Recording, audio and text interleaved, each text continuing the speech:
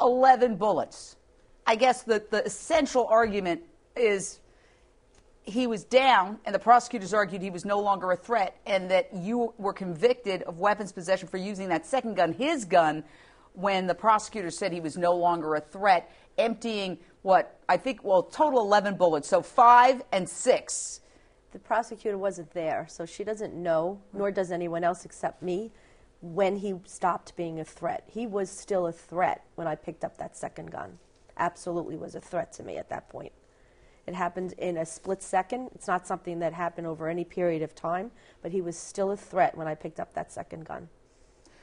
Your 2 grown children testified on your behalf. They said they grew up watching their dad's horrific violence against their mom. You. Let's watch. He was like a monster. He made us all fear him. I was scared my entire life, scared of him, and I was scared of what he would do to my mother. I don't believe the prosecutor really understands how bad it was and how we couldn't tell anyone. And if we did, my mom would get beaten for it. Barbara, what were some of the things that your husband did to you physically? Give us a litany. Numerous black eyes. I have scars on my hands, my face. Black eyes, black and blues. He choked me, held his gun to my head on several occasions. He would kick me, push me down.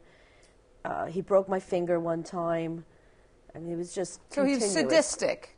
Yeah, in addition to verbal and emotional abuse, which is horrible also. And the fact that he was a cop, is that one of the reasons why you didn't just get out?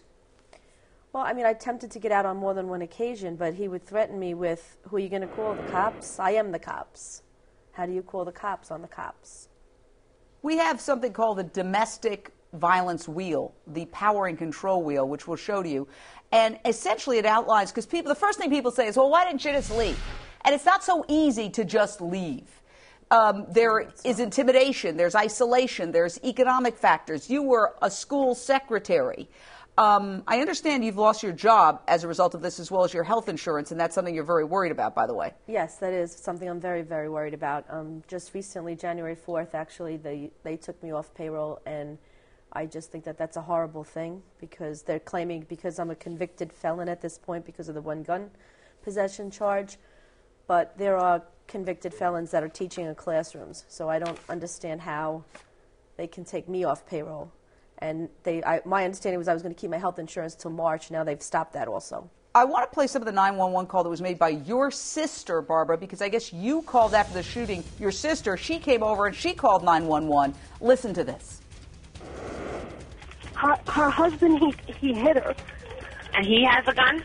No, he's gone. I don't know where he is. I think he's upstairs or something. I don't know. And your sister called you? Yes. Okay, there your sister says maybe he hit her. So your sister knew that there was a history of abuse dating back how many years?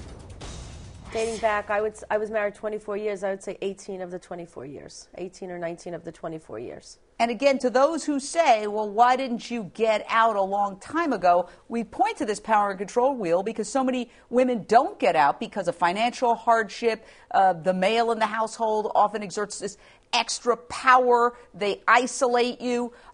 There's the emotional abuse, the intimidation.